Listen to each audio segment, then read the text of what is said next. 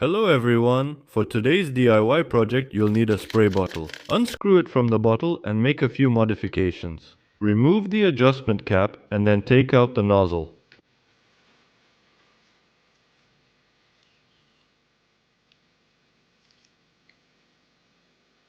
Next, we'll need a metal scrubber for washing dishes. Use scissors to cut off a few small pieces. Now place these pieces inside the outlet opening.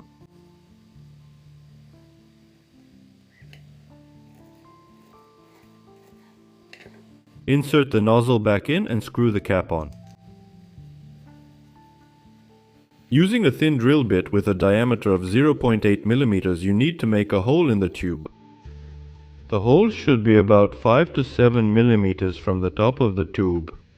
You need to make a hole with a diameter of 10 mm in the bottle. To make it neat, I just heated the drill bit and melted it through. Now you need to take the valve stem from a bicycle tube, disassemble it and unscrew the valve core.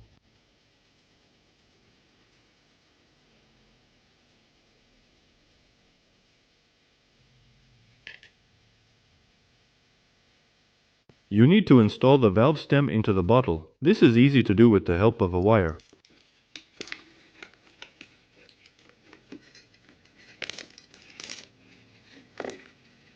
Screw on the nut and tighten it well.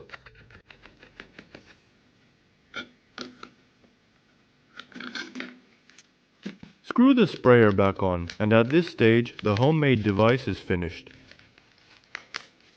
Next, you'll need 0.8 liters of water and some kind of shampoo. I used car shampoo, but you can use absolutely any kind.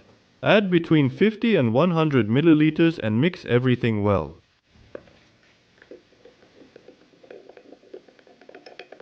Now pour this solution into a bottle and move on to testing the homemade device.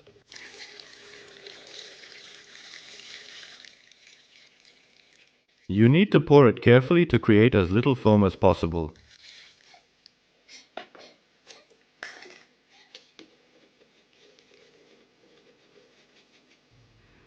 Connect a low power compressor to the fitting. I'm using a car compressor. Now take a look at how this homemade device works. As you can see, this turned out to be a mini foam generator, which is perfect for washing small parts. To make the foam thicker, you need to experiment with the nozzle, meaning you should add a bit more dishwashing sponge. Overall, the homemade device works great, and I think it will be useful in the garage.